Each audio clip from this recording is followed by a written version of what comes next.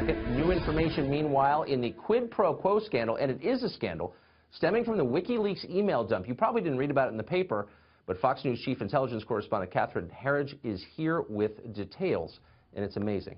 Catherine, what is this about? Well, thank you, Tucker. This 2012 Clinton email about suspects in the Benghazi terrorist attack is at the heart of backroom deal allegations against a senior State Department executive. This is a significant document because the same email also kickstarted the FBI probe into Secretary Clinton's use of a personal server for government business, as well as the mishandling of classified information. The November 18, 2012 email with the subject line, "Forward FYI reports of arrests, possible Benghazi connection," contains classified information with the B1 markings. Entire sections of this email are redacted, citing confidential sources as well as foreign and law enforcement activities.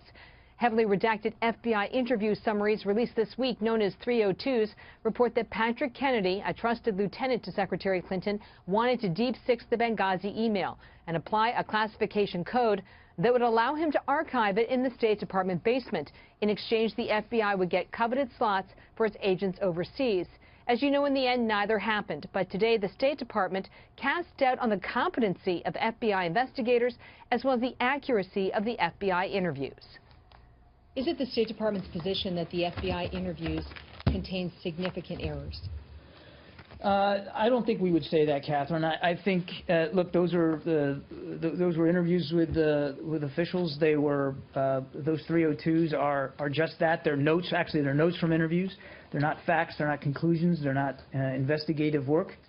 Why was Patrick Kennedy working so hard to bury this email? There, again, I can't speak for recollections here in an interview. Republican lawmakers believe Kennedy was going to the mat over the Benghazi email to blunt the FBI case and to also reduce the number of classified emails. It's going to take months to try to untangle this. But when you have the FBI themselves say that there was a quid pro quo negotiation that was going on to manipulate the classification of documents, that goes to the highest degree. And that's why I feel so strongly that Patrick Kennedy should immediately be relieved of his position. Republican chairman of the House Judiciary Committee has now written to the Attorney General Loretta Lynch, asking her to investigate Kennedy for possible violations of public corruption laws. And basically, based on the reporting, Tucker, this really is the piece of the email case that has significant legs after the election in November. Ominous. This is a real news story. Catherine, thanks a lot for that. Appreciate it. You're welcome.